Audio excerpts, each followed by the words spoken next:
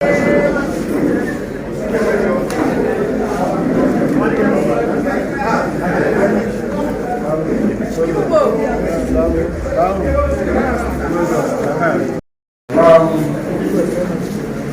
one of the press. The appointed time is here. Distinguished Senator Umeh, you're very much welcome to your home. My marriage is very, very cumbersome. Even getting to a training or making a massage training in the Mana, every day I'm walking with an but needless, in the member of the Nigerian Anambra State Council. One day, sick I forget. I man kata. Na here we dey pape Erika. Imagine with this trend they put out as social media. Tu kata do kuni ariye me. I say mba. I want to credibility. Not the important nine of that.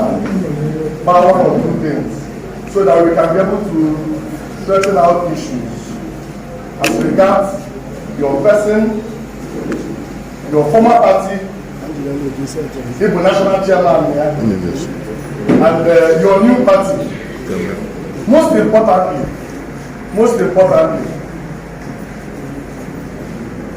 the template, EJJ, Senate also, these are the key issues I articulate to see can I discuss for can the Anambra make the way forward?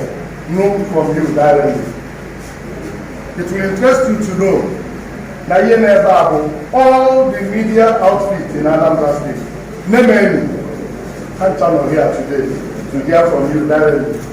So that Omambusi speculations, Omambusi this or that, an eyewitness account on your person and the new journey, if you do. It's going to be a big one.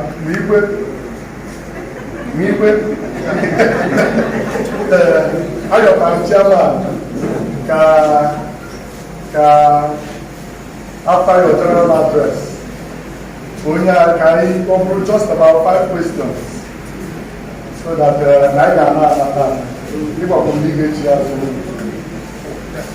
so because I would like us to give us a general address so that we can begin in that. Just 1 minute. Comrades,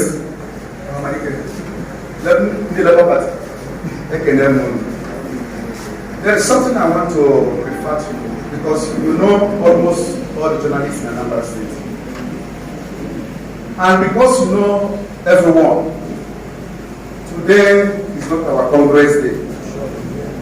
Our Congress is still ahead on 7th. And we expected about 400 persons to be here.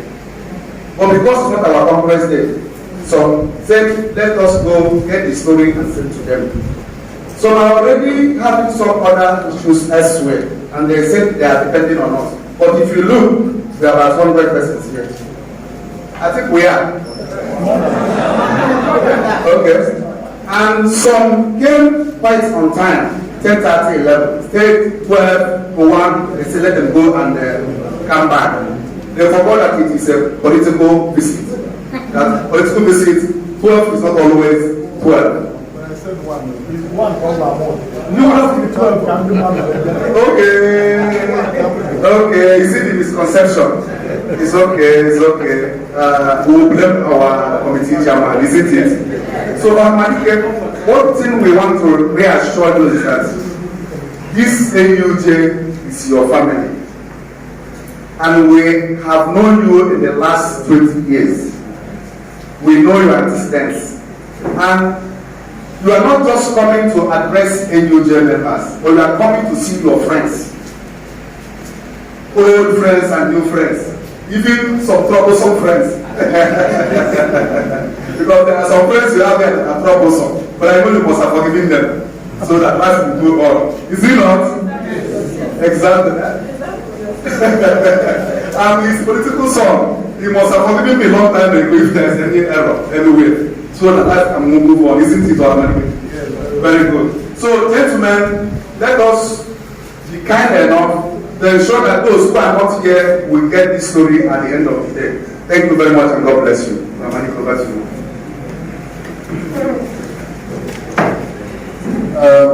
The chairman of Anambra State, Dr.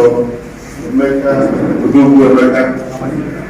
members of the council, my dear friends in the media here in Anambra State. I'm here very happy to be in your midst. We had tried to schedule this by coming twice. I was to come last week Tuesday, but I was busy in Abuja and asked your leaders to shift it to today. So I had to come back from Abuja to make sure I kept this appointment today.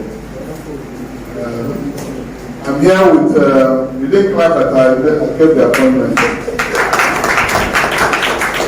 I'm here with the state chairman of Labour Party, Umeh A. You know him, he's from Iftehun, here in Anambra State. Then the state public secretary of Labour Party, architect Joseph Ebefo, is here.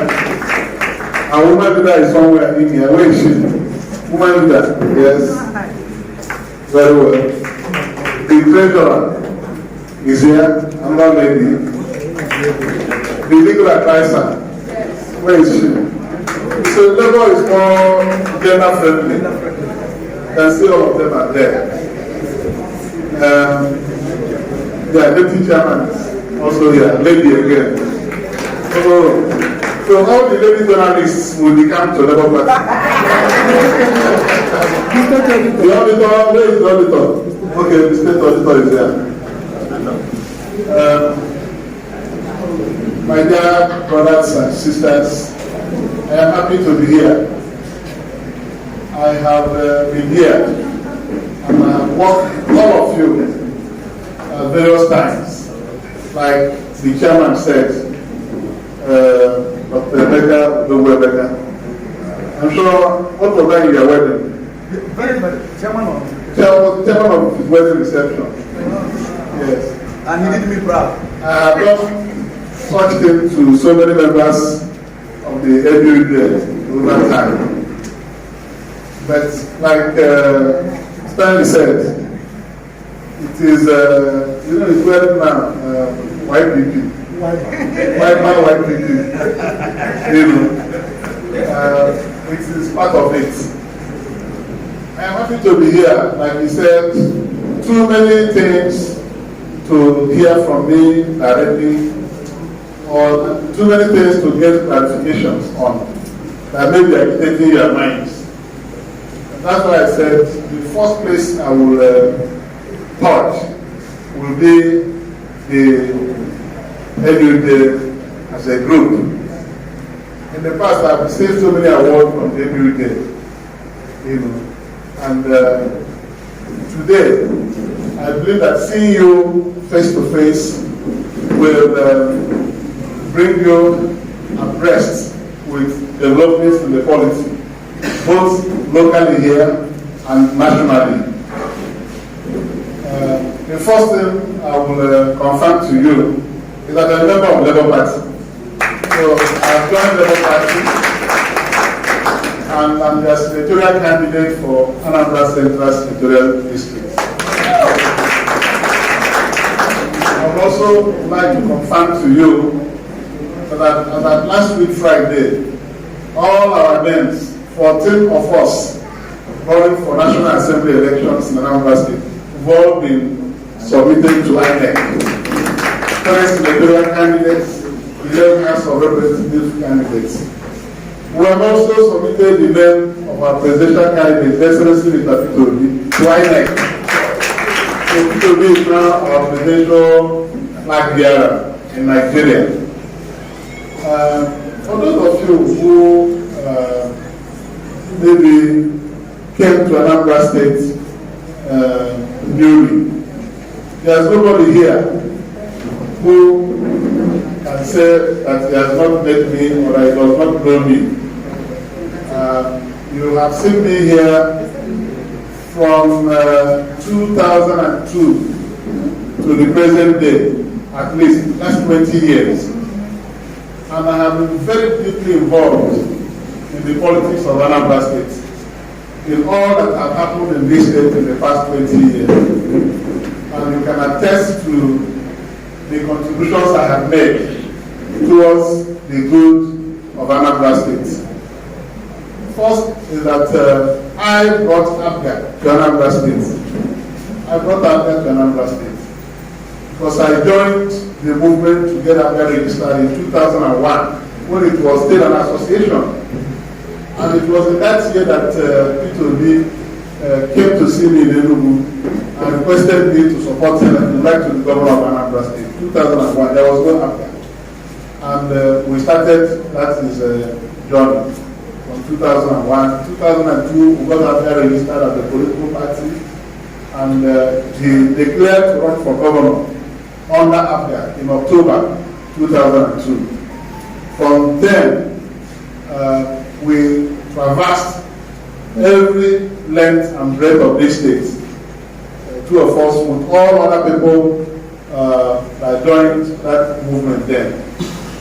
It was a very Herculean task at that time because of the fact that PDP was ubiquitous in Anambra State. But from that difficult beginning, I put my weight behind that new movement.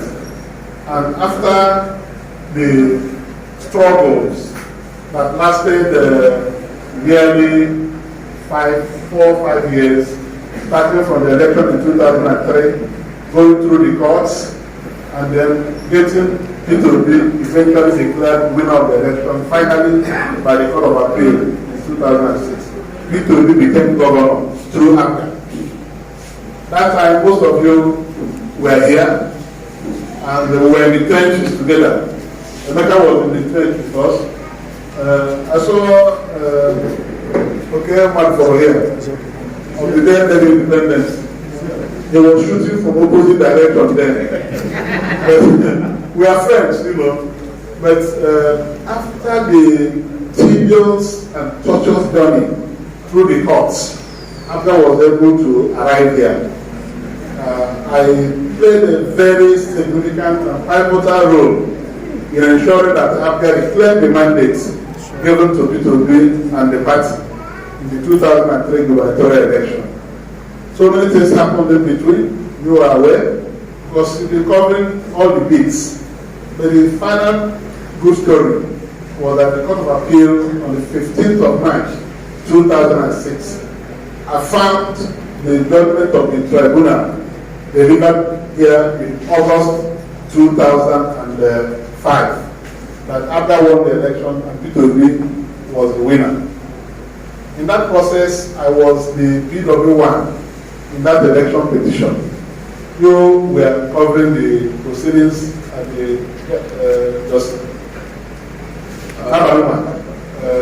Nabaruma 5-man panel. I was in that witness box for 1 month, September 1 to September 29, 2003, opening the case and tendering all the result sheets. I was cross-examined by 6 senior advocates, some for PDP, some for INEC, and then some for Dr. Christy. Then declared governor. So we went through this battle. It was not easy. And it was in the process of getting that mandate retrieved that we had problem in our party. And I had to step out to take the challenge of keeping that matter in tribunal steadily and successfully prosecuted. That was how I became the acting national chairman, because our former chairman did something that didn't go well. You covered him there, so you know the story very well.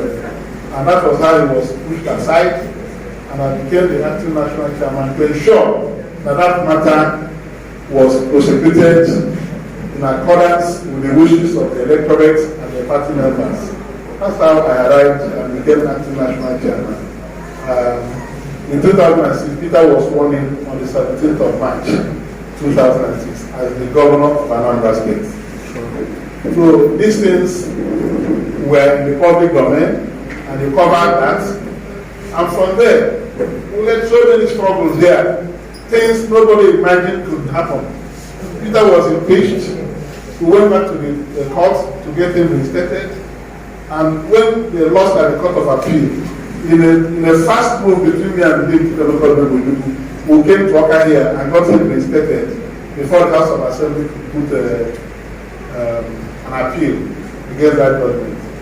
That was on the 9th of February 2007. So these are important dates in the calendar.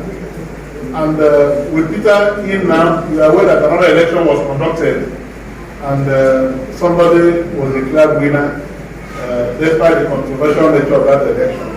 We went to the court to seek tenure interpretation for Peter Obi, and on a historic judgment on the 14th of June 2007, Peter Obi was brought back to office after somebody had been here for 17 days. So this struggle was led by me frontally, and eventually Peter settled down to the Governor of Anambra State.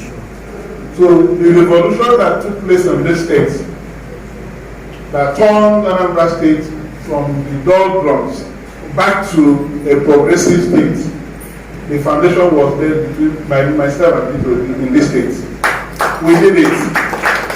We brought the state out from the bad side of history to good side of history.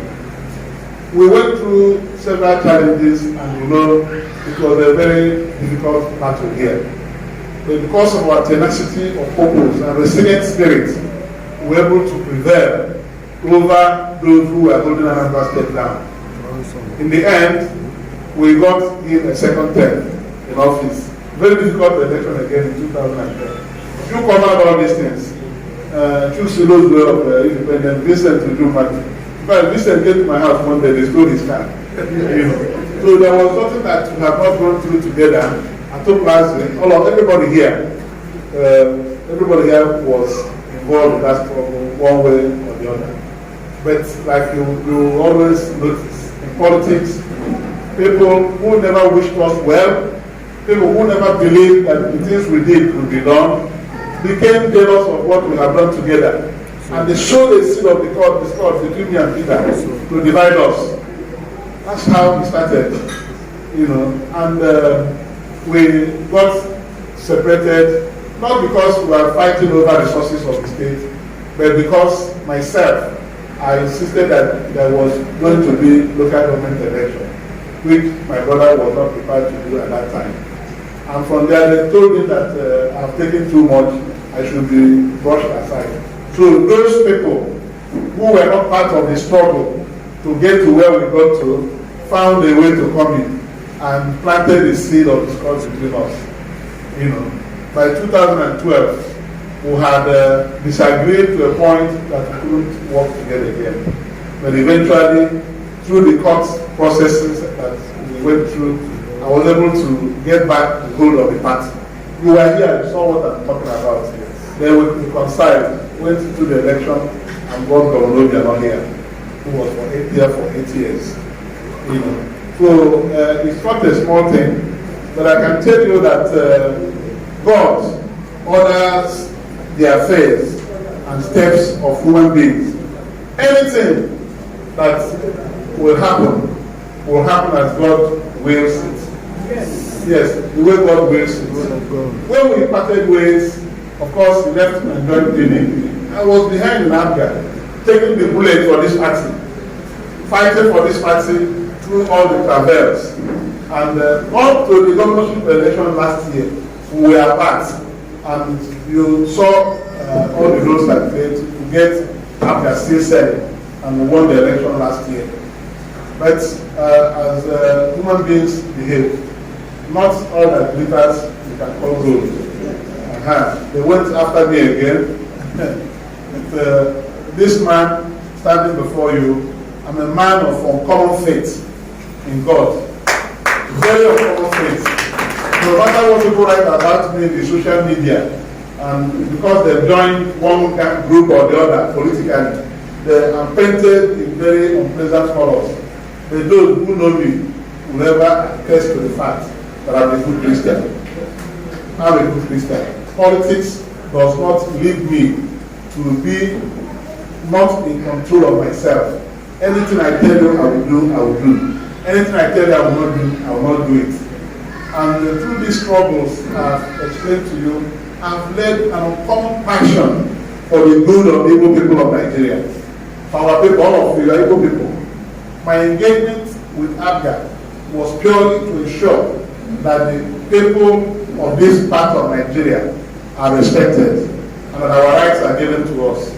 That was why I worked with Ojukwu, David Telukodu. He was national leader of APGA. For 5 years, I was national chairman. I always stayed with him. So there's nothing that Ojukwu believed in that I, Sen.Victor Umeh, does not know or does not believe in as well.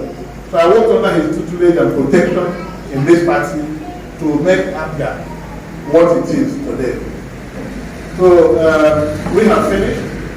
The news is that on the 3rd of June, I left APGA and joined this progressive party, Labour Party. People got news from the list as it was a shock to a lot of people because of what I had done. But there are times that some actions will be inevitable. Some actions will be inevitable. You must take it, for you to go on in life. You are aware that I contested for, or rather I sought to represent Anambra Central in this forthcoming election through APGA to contest the election. And the primary came. You people saw it. The result of the primary shocked the entire Igbo nation. Nobody believed that anybody would say that I lost the primary in APGA. But the conspiracy was perfectly weaved against me to stop me. Some people were on vengeance mission. Some people were operating under my shadow. They didn't want me there anymore. And they wanted to stop me. But when they did it on the 28th of May, within 24 hours, I got a call from someone nobody imagined would call me. It was Mr. Peter who called me. On 29th of May. And he expressed dismay and disappointment with what he had happened in APGA primary. He wondered how can our people put down somebody who is ready to lay his life down for his people. For what reason? He commiserated with me and then asked me to consider coming over to the Labour Party. That he doesn't believe that what happened was in the interest of the Igbo people. That was how it started, 29th of May. Within 5 days, the story has changed.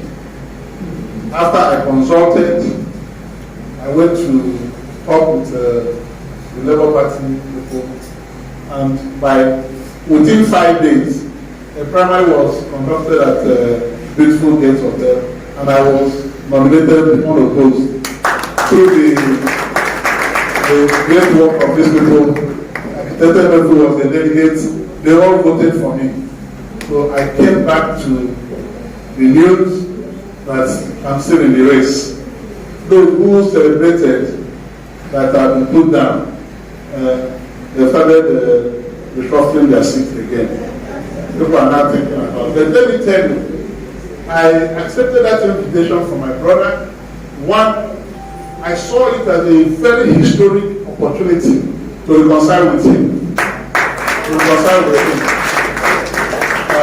Because he told me that Sunday night that in the afternoon there will be a convention in Asaba where he will be nominated the second date of the Labour Party. I was very pleased with that development that will be imagined as the second candidate of the Labour Party. That is number one. Number two was that the offer he made to me that I shouldn't go and sit down now. A lot of work still needs to be done for our people. that if I can consider running for Senate through Labour Party, that they will give me the opportunity. We followed it up, and I got it. I got that opportunity to contest again, and I was revived both in spirit and physically.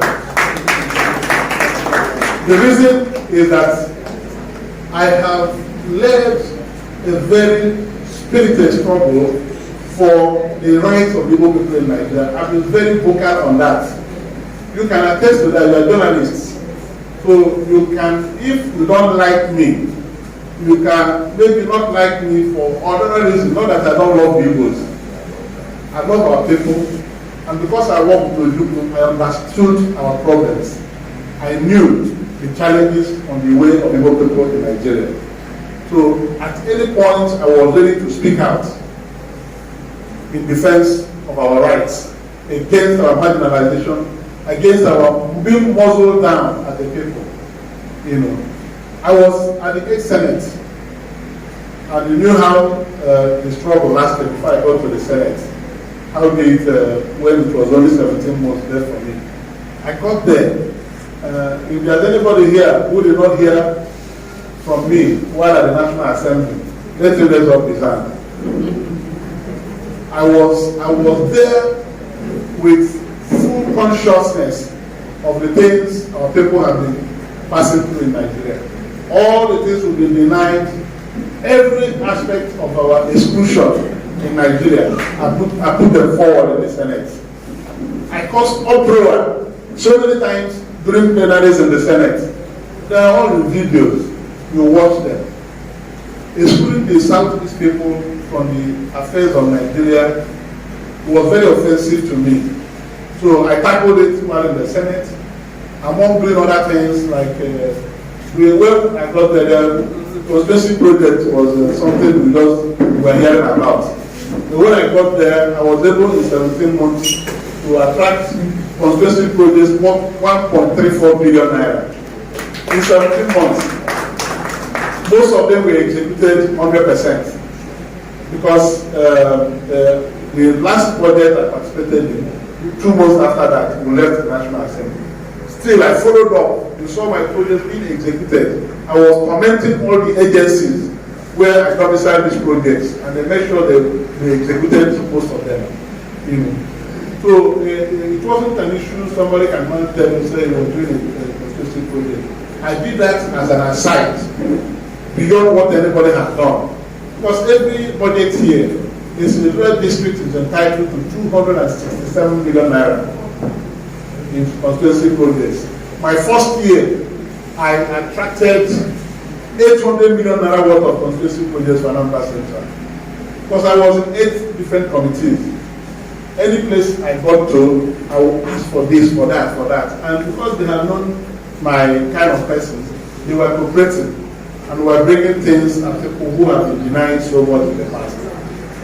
In the 2019 budget that was for 6 months only, I got 500 and something million instead of 266 million. So I have done those things, and that is not the reason for going to the National Assembly. Constituency project is not the reason why you send somebody to the Senate or House of Reps. It is for you to go there to be part of the process of lawmaking and ensuring that there is balance and the accommodation of their people in all affairs of government. Anything that is being tabled, issues that bother their people, you bring it to the national government so that they will receive attention. I give you one example of what I did. In 2018, precisely on the 11th of December 2018, the Senate considered confirmation of people who serve in the EFCC board. And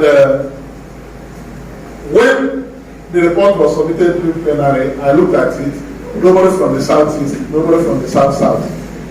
And I know that there were 6 positions in the EFCC board: the secretary, the chairman, and 4 others.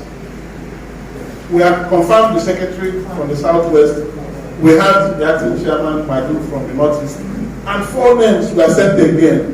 1 from another northeast, 1 from southwest again, one from North Central, one from Northwest, none from Southeast and South-South.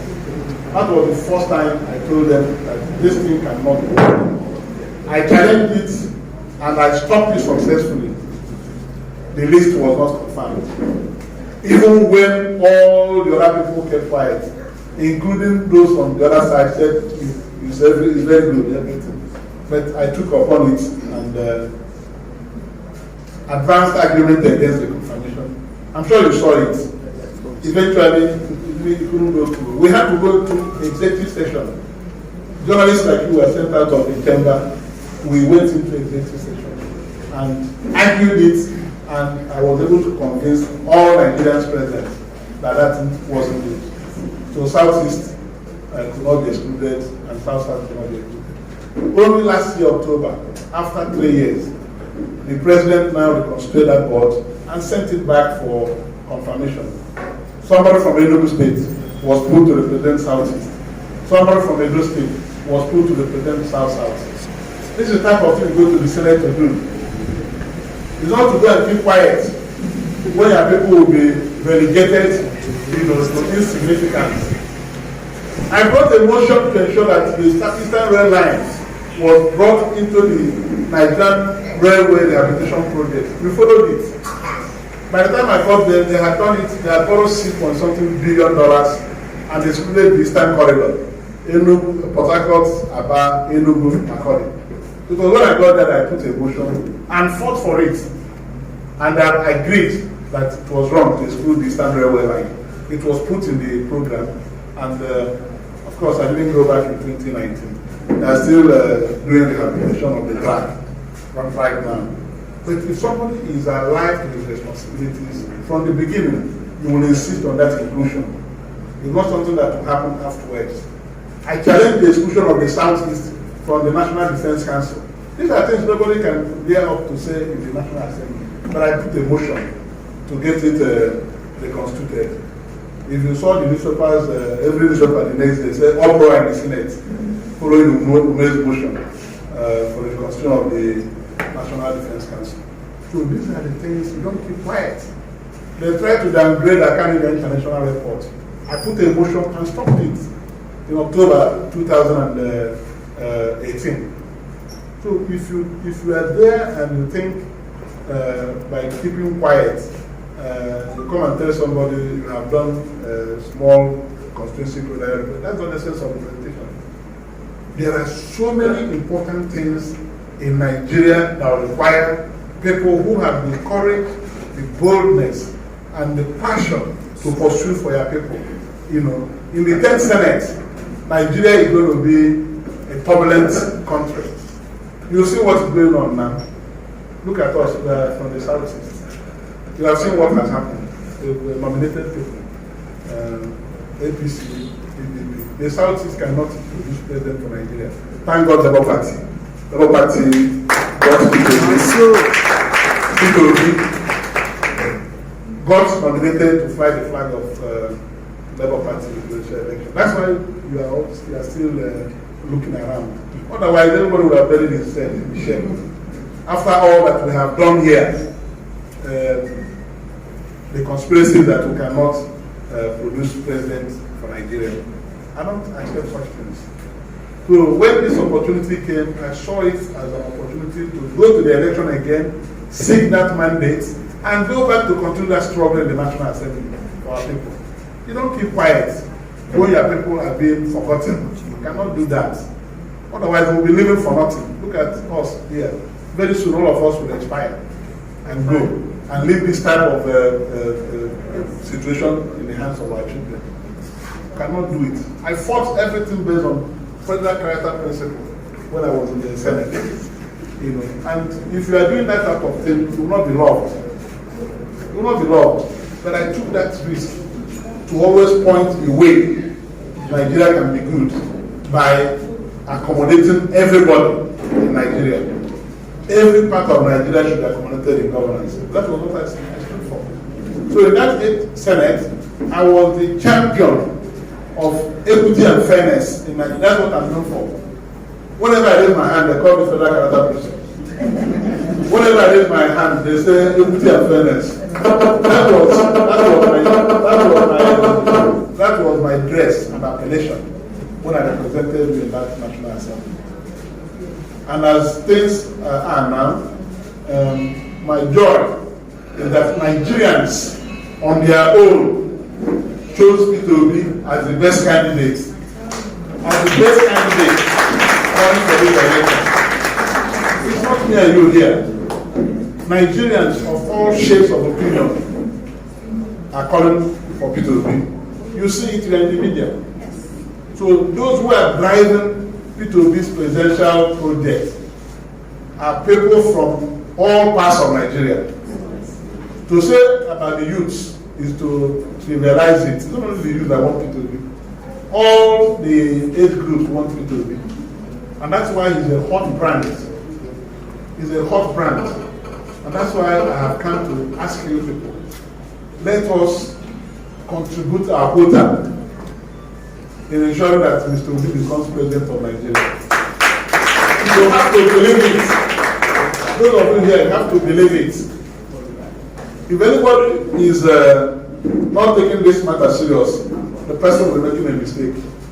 Because every day, the whole thing is changing and gaining momentum in the highest level. Since I joined Mr. Obi in this project in Abuja, I just came back on Sunday. We were there working around the clock. Any discussion, His Excellency will nominate me to be in the team that will go and negotiate here and there. So I'm already contributing my quota by ensuring that Nigerians realize this best president they are yearning for. I want everybody to show that love and commitment to the man, Peter Obi. What is happening is divine. It's divine. It's not by human plan or arrangement. When I was talking with him last week, I said, my brother, people kept us apart for 10 years.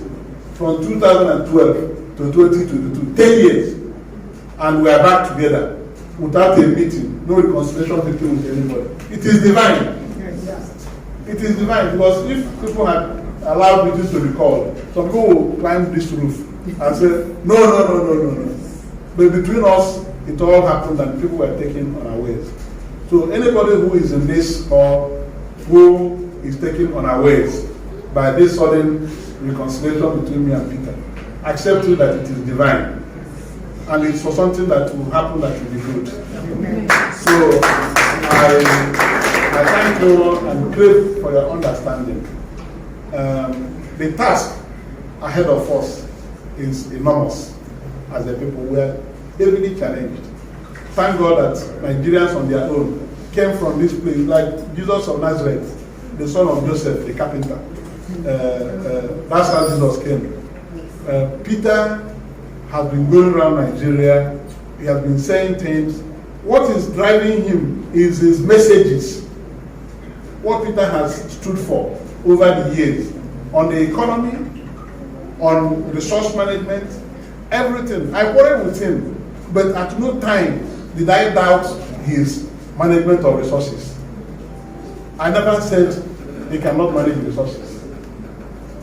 He's the only person I can tell you with what Nigeria is facing today.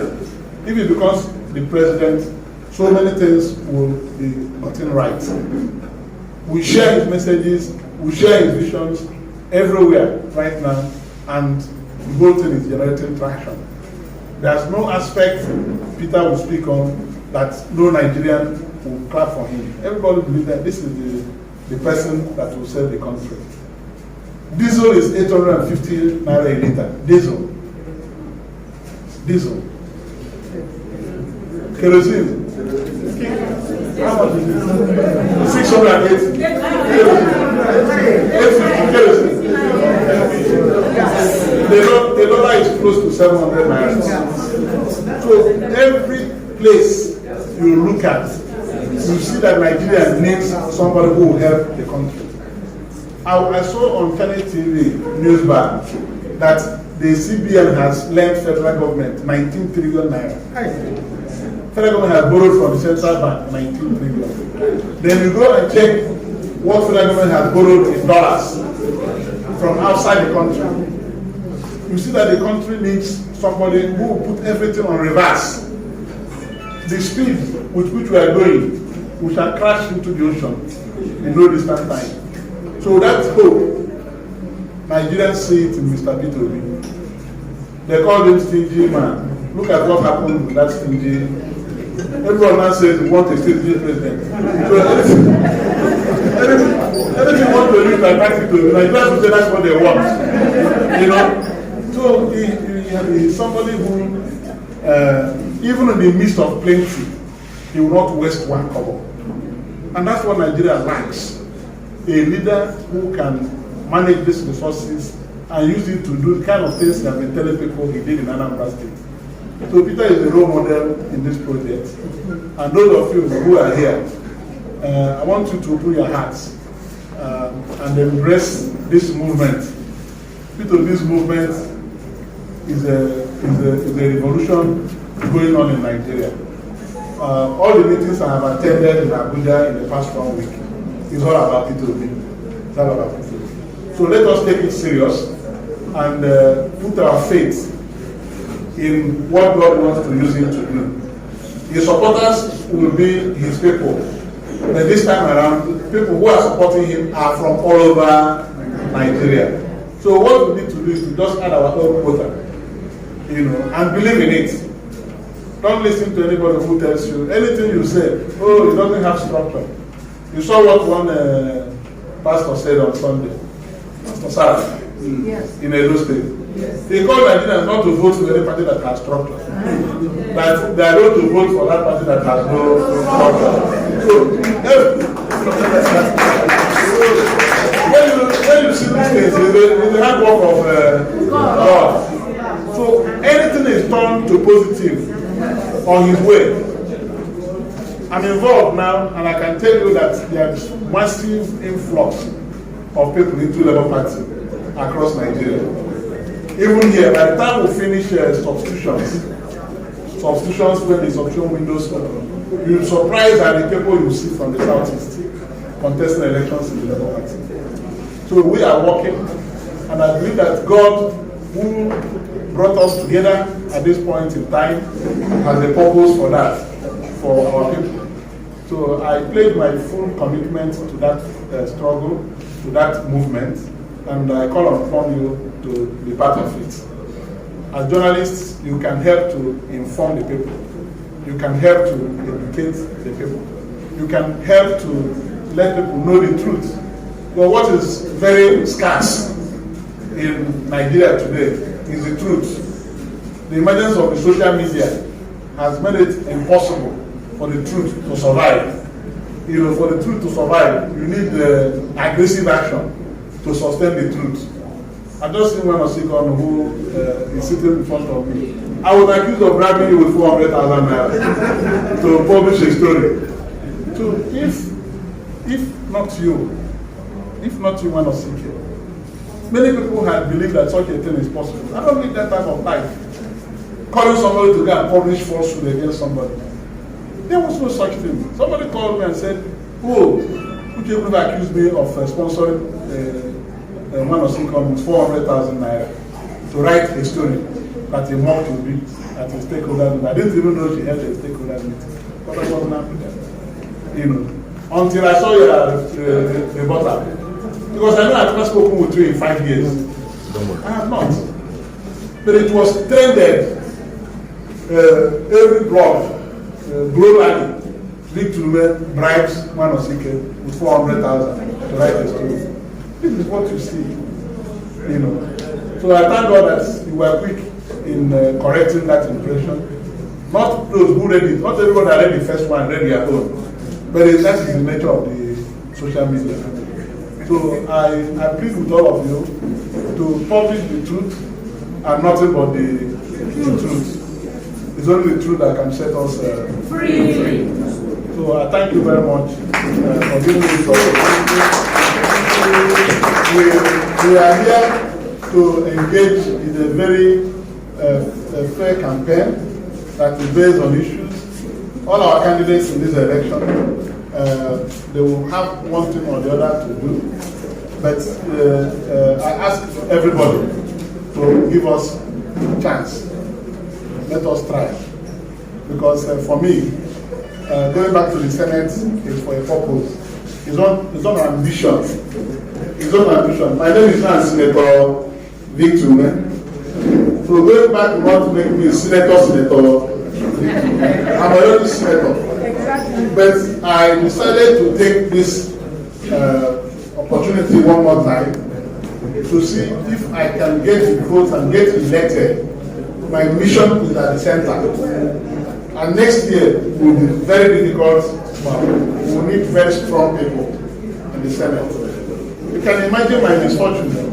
I was one that convinced Engineer Barribe to come into Awka and contest for Senate. He called me and said he wanted to run for governor in Anambra State. I told him not to run for governor. That he is from the same local government to the current governor. Now people may not support that, no matter how good you are. We argued it. He said he has been in the Senate for 16 years. I told him that some people can be in the Senate for 30 years in America. So why not run for Senate? If I succeed from Anambra State, two of us will combine the way we combine in the 8th Senate to fight for our people. He later called me after today and agreed. He went and took a form from Awka.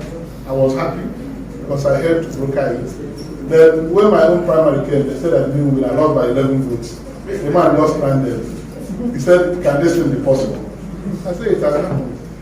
So when I got into Labour Party, and the people now heard that I'm running, everybody is praying, let me win to Labour Party and come back there, wherever anybody comes from.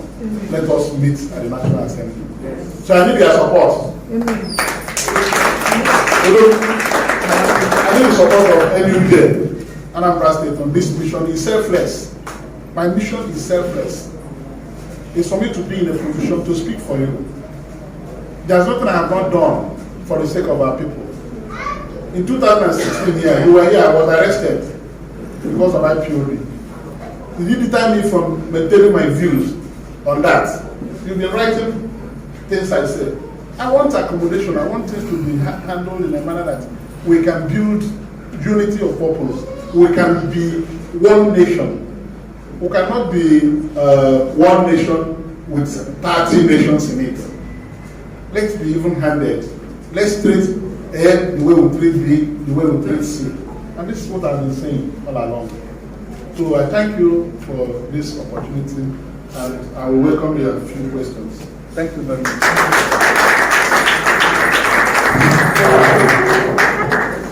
What's happening in Nigeria today is to allow Peter come here and talk to us free of charge. I know you can make that happen. Any day he chooses to come to Anambra, we'll all gather to hear from him and give you the necessary publicity. Okay. Now welcome. If the General President didn't know, I knew that when he started pursuing this Igbo presidency, even before the political parties did their primaries. You were a member of a committee where I think you were also a vice chairman. So you are, in fact, you are the passion you know about the Igbos. We only compare it with what we have at this time. Now, my question comes back. Going back to the Senate in 2023, would you pursue referendum for your people or restructuring of this country? Or do you think Nigeria has another way of living in peace? That is my number one question. Secondly, because I do not have an opportunity here. Some of us are not comfortable with your running mate arrangement at the presidential level. We are all kept somewhere. We are afraid. You are a man of law. Tell us, what are you really planning about this your running mate and presidential? Senator Umeh, like you pointed out, you know almost all of us, and over the years we had cause to interact with you, on numerous occasions. There's no doubt that you are a political matador, and when you were speaking, you eventually answered the first part of my question concerning why you crossed over to Labour Party. But then the second part of the question is the worry people have that they don't know whether there is enough time for Labour Party to make an impact on people between now and the time the elections will come. So, your first question is on the vice presidential candidates. Following your first comment about you made the first comment before the question. You spoke about my passion and commitment towards actualizing the president from here.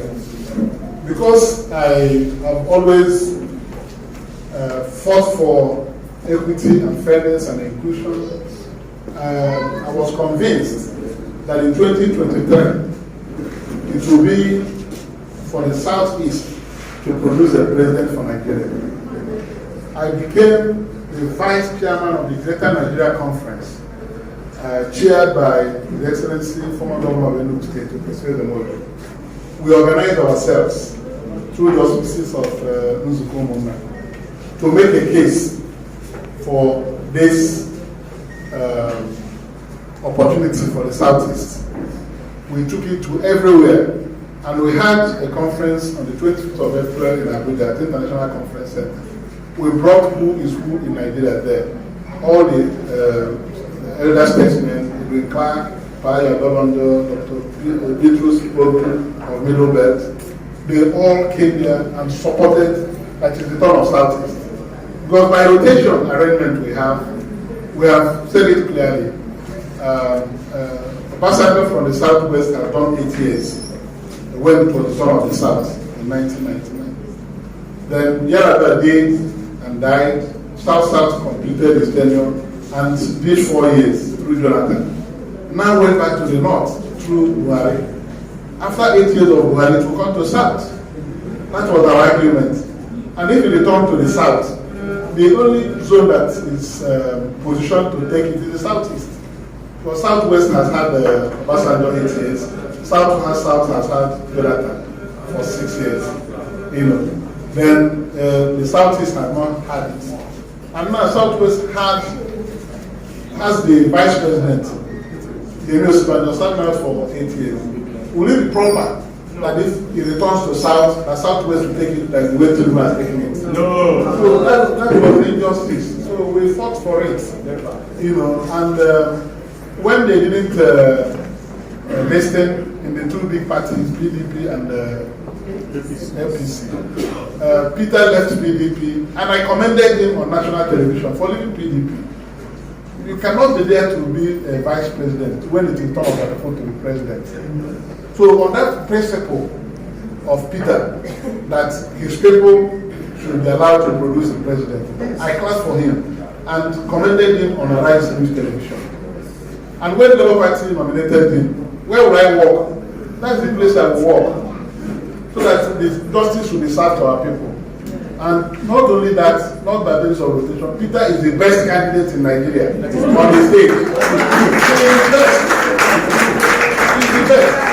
So that's why I decided to put in myself to see the work I can do to help that happen, to help to heal my sight as a person coming from this part of Nigeria. Because he's going to be the best person for the country in solution, in providing solutions to the problems of Nigeria. So that is it. Then on the issue of the vice presidential candidates, we have 2 rounds to go. One is the first round, submit their names. Then there's another round for substitution of candidates. When somebody withdraws, you replace the person. It's in the Electoral Act. It's also in the INEC guideline. So I've seen people writing yesterday that Peter can no longer substitute his. I was in the meeting when we were not yet ready with a running mate for Peter. A lot of things are being considered to get in that pair. Are you going to go with the old career politicians, or do you go through the new momentum, get somebody who has something to offer Nigeria and play him with Peter? These discussions are on. I was in the committee that discussed with Kwafaso Group. Peter nominated me. We were three. We went there and argued and argued. They said they would produce the pressure and Peter would be nominated. We said no way. On the basis of rotation, that is wrong. It is not the turn of the North to produce pressure. If Peter can leave PDP because of that, how can he now come and become running mate to somebody? Another one is in Nigeria today, who do Nigerians want? I told them, my brother, with due respect, Nigerians want Peter Obi. Is it not? Yes. Nigerians want Peter Obi. So because of the discussions that are ongoing, that were not concluded as at Friday last week, the DG of his campaign organization, who is from Ogun State, was used to block it. He says he's staying there. We have time for substitution. And you have to put somebody that will withdraw if you want him to withdraw. If you put somebody who will not withdraw, are you not finished? So that was the wisdom in using his Director General of his campaign organization to stay on so that we can meet the deadline and submit his name. So everybody knows that two Southerners cannot be president and vice. And on law, we are on all fours with the law. Yes. So when the substitution window opens, will write INEC, because INEC has now said the person will have to put it in writing that is withdrawing, and go to court and swear affidavit that is withdrawing before they can allow a replacement. The law did not say that INEC cannot accept a replacement, but the person there has to withdraw in writing, then swear affidavit in court saying that he has withdrawn before he will be permitted to substitute the person. David is ready this afternoon to withdraw and swear affidavit and do everything, because he's working very hard with all of us to get that vice presidential candidate that will support Peter's views and vision in Nigeria. So as soon as that one is done, within the substitution window, we position it. The vice presidential candidate must come from the north, and all considerations will be made, and that substitution will be made at the right time. So there's no problem with that on that one. Then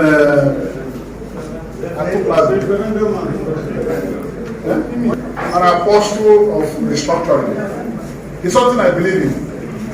I went to the national conference in 2014. You remember I was at the national conference. I was one of the people that spoke very strongly to get Nigeria restructured. So Nigeria can now function as a smooth country. The way we are presently, we cannot achieve much under the present system. People have spoken against the Constitution. The Constitution was not made by the Nigerian people. This Constitution is called Decree number 24 of 1998. That's the Constitution that we have, not the Constituent Assembly made Constitution.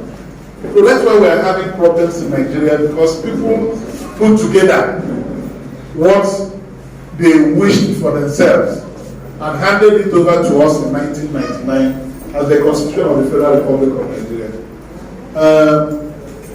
Chief Afebalola SAN has recently advocated for a new constitution.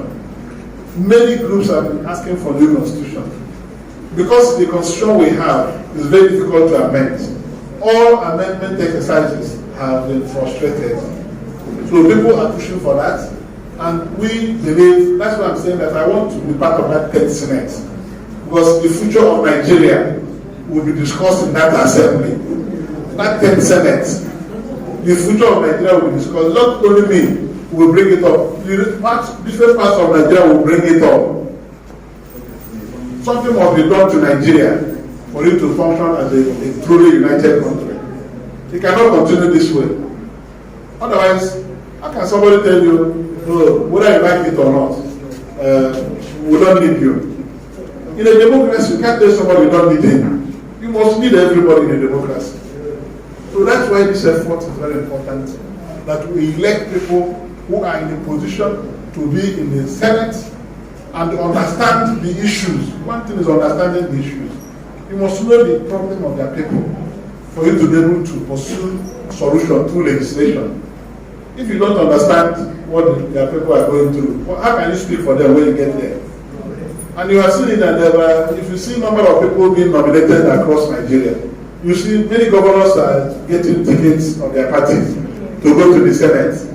When they finish serving as governor, they go to the Senate. You need people. The one I attended, the 8th Senate, there were so many retired generals there.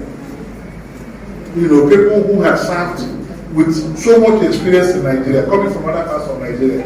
It's not a place you can go and send somebody who doesn't have experience to go and talk.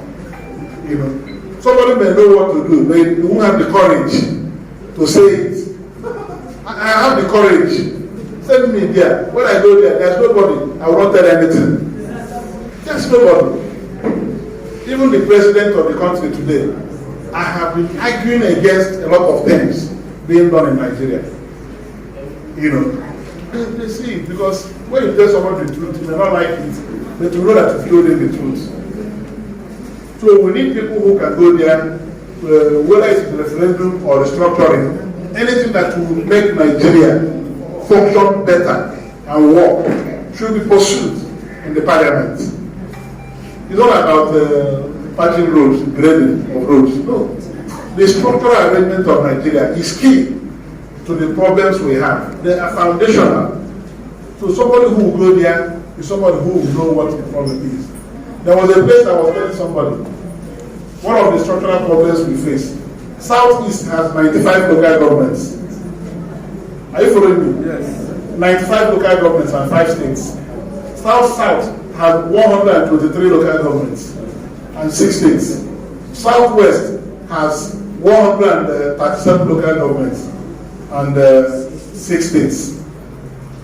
North Central has 112 local governments and 6 states. Northeast has 121 local governments and 6 states. Then the Northwest has 7 states and 280 something local governments. This is what you have. I'm saying this off head. I've known this for the past 15 years.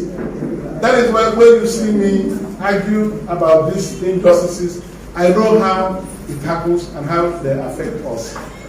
You share money on the basis of local governments, statutory allocation to local governments and states. We get the list. Anything we want to do on the basis of local government and states, we are nowhere close. That is why in this convention they just did. They didn't need the votes of delegates from the Southeast to decide what they wanted to do. For delegates, we control the least number of delegates. There are people who want to go to the Senate. They don't know this thing I'm talking about. They don't know how many local governments are in the Southeast. They don't know how many states are even Northwest. They hear this in the go and they don't know, but they want to go to the Senate. How do these things affect your people? You have to know it to be able to know how to engage and argue when you are at the center of Nigeria, where this has to be discussed. So everything is open for me. When I get to the Senate, I will make sure that I will be part of finding solutions to the problems facing Nigeria. This union is not working, and we need to make it work. We tried at the national conference, succeeded, but the resolutions were not implemented. So it is work in progress. One group in the Southwest has gone to court, you remember, challenging the Constitution. The matter is already in court. They are challenging the Constitution because of the preamble. We, the Nigerian people, hereby give ourselves this Constitution. They say, Nigerian people did not give ourselves this Constitution. So they are challenging it. One day, the pressure will get to a point that a dialogue, a conference will be necessary, so that we rearrange these things and bring back everybody together. So that's something I can assure you I will do. I will not be afraid. I will speak the truth to power. Then your question is our party. Labour Party. Labour Party is the most popular party in Nigeria now.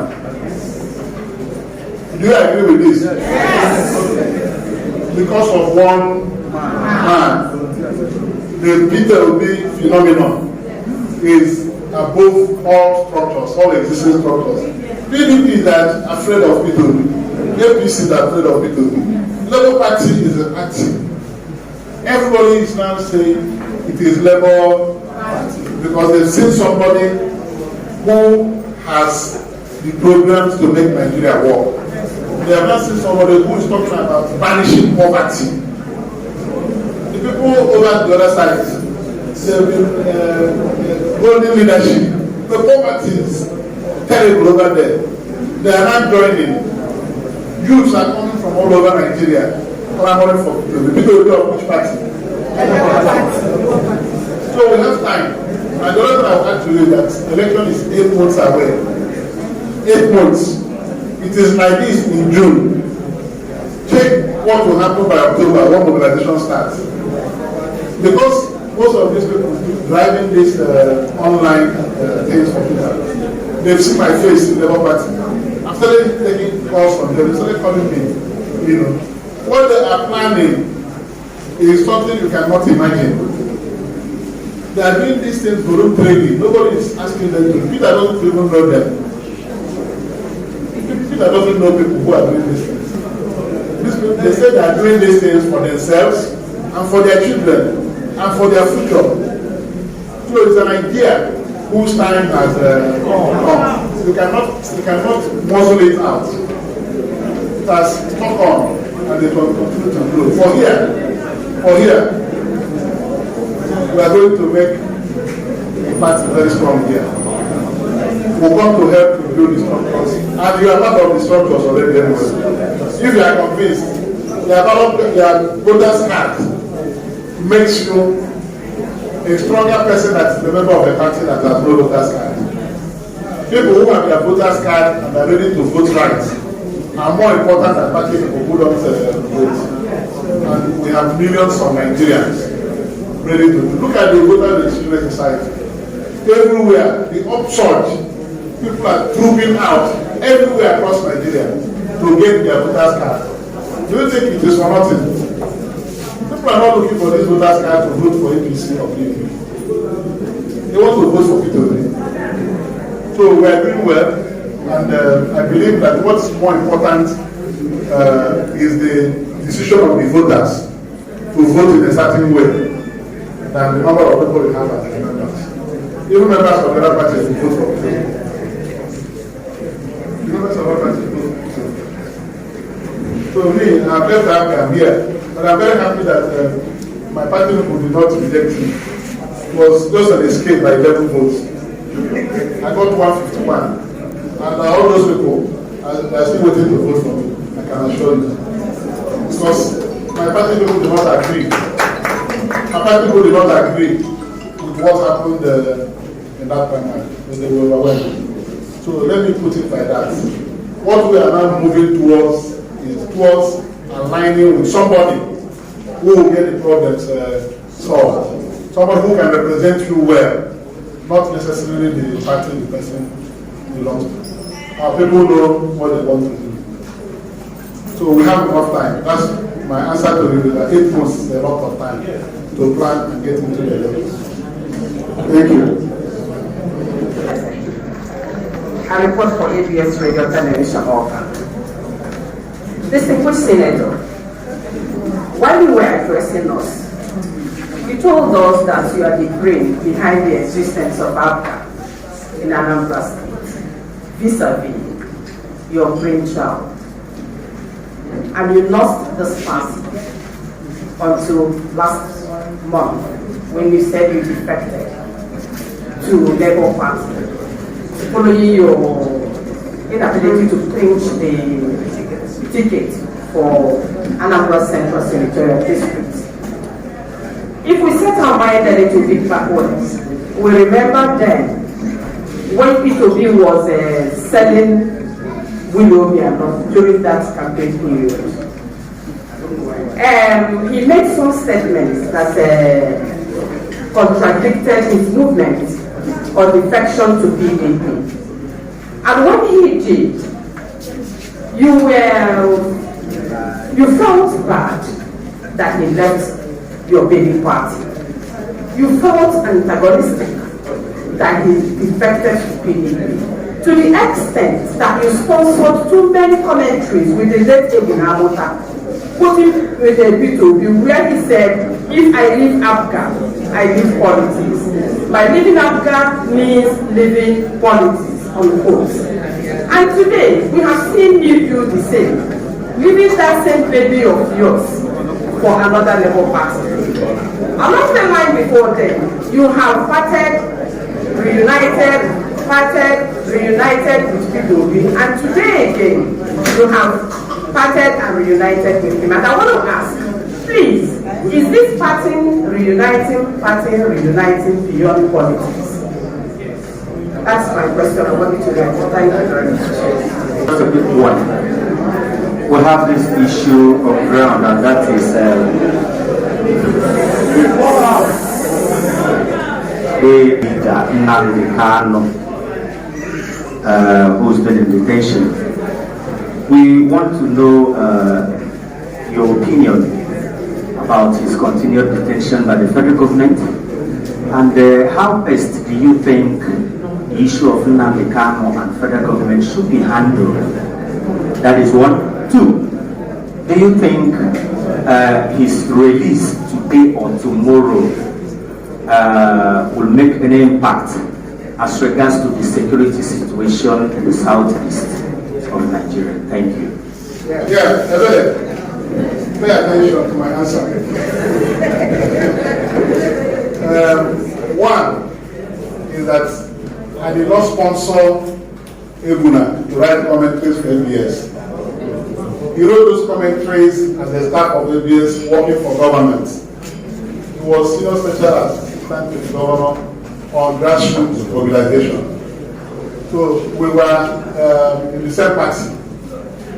His commentaries cannot be said to be sponsored by me. He has been writing all kinds of commentaries there. Then on my movement from Awka to Labour Party, I never told you that I will never leave Awka. Do you have any place I said so? No. I said we should continue to work with Awka. But when it got to a point that those who are in charge don't want me, I will go. That's what I did.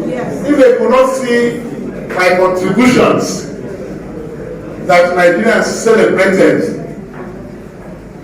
for 20 years I was in Awka, staying there will be meaningless.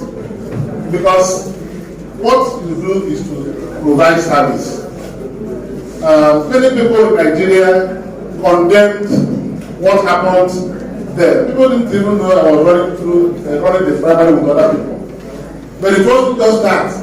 There was a concerted effort to block me, which I am aware, and it's not what I have come here to discuss. So now that one didn't work, and a window that will give me opportunity to continue being in service for my people, I had to take it. I have been a member of Awka for 20 years, and I was not just a member for 20 years. I didn't say there was some word you used, that I'm the life of Awka. You said that?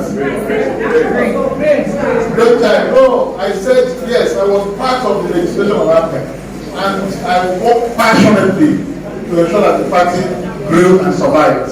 And I did it for 20 years.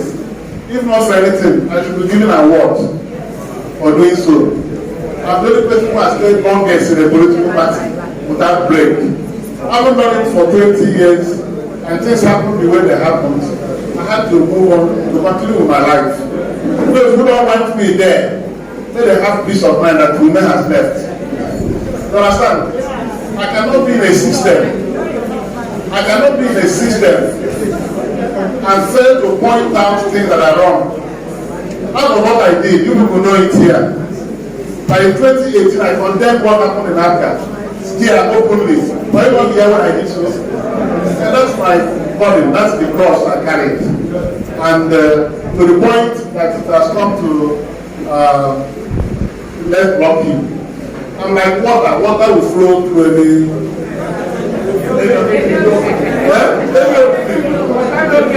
And this one came divinely. I answered God's call.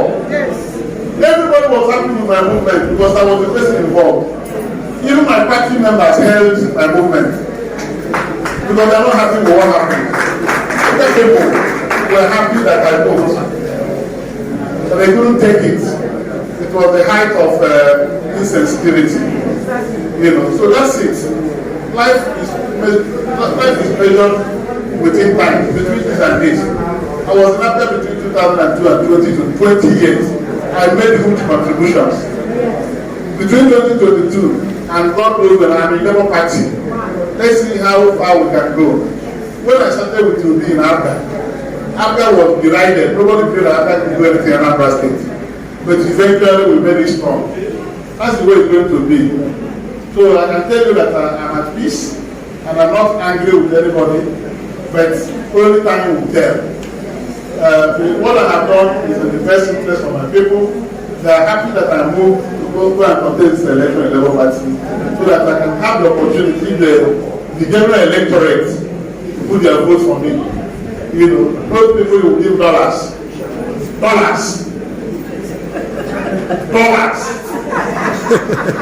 So when you receive dollars, you turn your way the other way, and the food goes where you don't want to put it. It don't happen. So for the fact that at the end of that primary, I lost by 11 votes. I got 151. I didn't put anybody in any hotel. Okay? I didn't give anybody $1. And 151 to 162. So it shows you, I can tell you that my party members are still very happy with me. But I left because they didn't understand what happened. So on that note, I think that one is rested. Let's not go back to that one. We'll continue. For Nnamdi Kanu, you're a journalist. Let's question students that come here because he's aware of my position on Nnamdi Kanu. I've said it so many times that the government did not manage the IPOB well. That was when I was arrested in 2016 by the DSS. I condemned the shooting of IPOB members at Impo.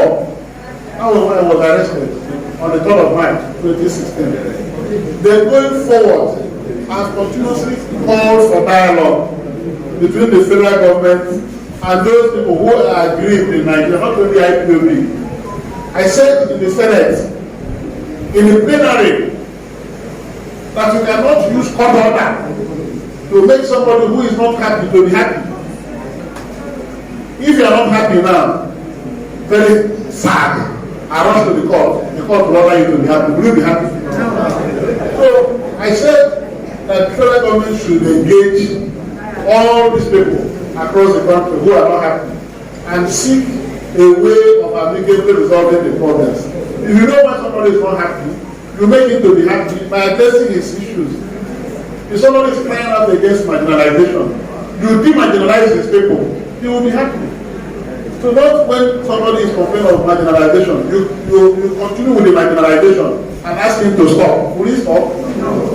So all these things happen in Nigeria. We are learning our lessons. And I believe that I have called for his release so many times. I'm sure National Star published it. I said sometime that federal government should release Nnamdi Kanu to help us in cushioning the effect of this security everywhere. Because for them, even people who have nothing to do with IPOB, when they kill somebody, they say they release Nnamdi Kanu. They are using it as a means of doing what they are doing. So we have to bring down tension in Nigeria. And I subscribe fully that if government pursues a political solution within Nnamdi Kanu, that they will get it right. I said so. So I didn't need to answer it again for you to know that I'm in support of dialogue, I'm in support of release, I'm in support of addressing the issues that give rise to all these problems. That's the only way to go. Never I see the media when I don't say look at God, possible. So let us vote for our voters card and vote for Peter Obi, vote for Labour Party, vote for Sen.Victor Umeh, vote for Labour Party candidate. If they vote for us, this type of time, I signed you here now. Engage them, my opponents. They won't answer it. If you give the microphone to say this, they won't answer this question. They will dodge it. But I answered you now, directly. When I was at the Senate, I made references so many times to IPOB in plenary. Let us do it this way, let us do it this way. Others are afraid. But what I'm suing is for the proper mechanism in conflict resolution, which is dialogue. If you do dialogue, there's no problem. So that's it. I'm not the first person making this call. People have made the call. And I pray that one day the government will understand the quickest way to solve the problem is through dialogue. Yeah. So that's the election. You will come again and answer questions side by side your opponents so that the Anambra will know better. We will ask all these questions again and more. You know, some persons also want to ask more questions, but let's leave it for that day on the way. On that note, I want to let me just say something. Now, this let me just say that our argument refers to my character. If I got lost in the place where we went from assignment, he didn't tell you that he replaced that car. I want to tell police that when he learned that my car got lost, he said the car cannot get lost in my place. I went to the next day, I got a call and he said, come to Enugu. I went to Enugu and he gave me money and to replace the car. Just want to let that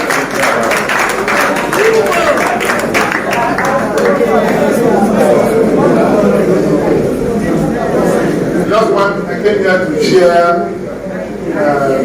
the new developments with you and ask for your understanding. What I have done as a human being, I can tell you, all those people that are challenging me and talking ill of me, they have not done 10% of what I have done to support both the youth and all manners of people. You are aware that in 2018, I set up a scholarship scheme for brilliant but less privileged students from Anambra State. We took 76 people after examination in 2018. Today, 25 of them have graduated from the university. 45 have paid their school fees. They will graduate at the end of this academic year. 4 years old. Then the remaining people are those who are studying medicine and architecture 6 years. And they will be done in no distant time. This is without prejudice to the fact that I did return to the Senate in 2019. I continue sponsoring these children. I have a foundation that has over 300 students in the tertiary institutions, running now. But I don't come here to tell journalists that this is what I'm doing. Let's not use politics to say things. I want to also use this opportunity to thank everybody gathered here. There were a lot of you that were supporting me and Peter Obi together. When we separated, we became those who were following Peter Obi against Victor Obi, those who were following Victor Obi against Peter Obi. So today, we have unified. Even before today, so many of you, have gone past that, knowing that our disagreement was just a mistake. and the mistake was taken too far. And some people make sure that we never work again to benefit from it. So now that we came together, those who are benefiting from the division are no longer comfortable.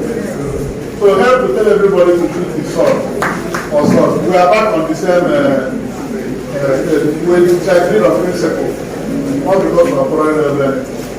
Otherwise, that all would have come to me from him. He knew where the mistake was made, and he didn't want to remember what anybody would say, and he had to reach out to me as a brother. I value it so much more than anything else. So I seek open minds. So many things were written that were not correct, because we are going what was the case again for me. Let me tell you something that happened. When the war ended in 1970, in 1978, there were people who didn't know that the war had ended. They were living in the bush. Do you remember that story? The Club magazine brought out people from the bush who were still living in the bush, thinking that the war was still on. Their hair touching the ground. They have become beasts. You know, they now put them down and get them shaved. Some of them were from Nigeria. So they get them clean shave and they return to the society. I want anybody who is a media practitioner to know that the war has ended. So I want all of us to join hands again and begin to promote Mr. Peter Obi for president, Muhammadu for Senate, Labour Party for all the positions.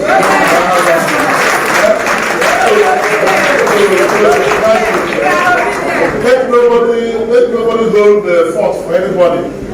We are fighting on the side of this man. The war has ended. So we are back on the fort. We need their support to see what we can do for our people together. Thank you. That place, there was not the look. You can't meet such people again. Olayike was intelligent, but that was his mantra. Sit down the look. He was using. But Muhammadu has never been like that. Sit down the look. He says it as he sees them. Muhammadu, you have done well. I think this reconciliation, the general reconciliation, is not for Manosi Kono and Dr. Miko alone. It's for everybody. We are not good terms with so many people here. But when we are drawing support for you, I told one of my friends before the primary, Awka primary, I told him, look, yes, I've not been in good in speaking terms with Muhammadu for 5 years and thereabout.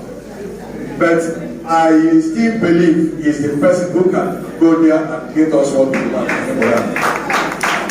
If eventually he, weighs out I will lead the campaign. He said, hey, you, it was a joke. But a few days when we had the result, it wasn't pleasant at all. We went. I said, okay, wherever you find yourself, I will lead the campaign. I will lead the campaign now for you.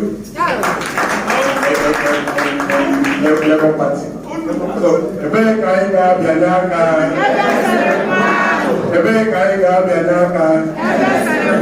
thank you for coming on.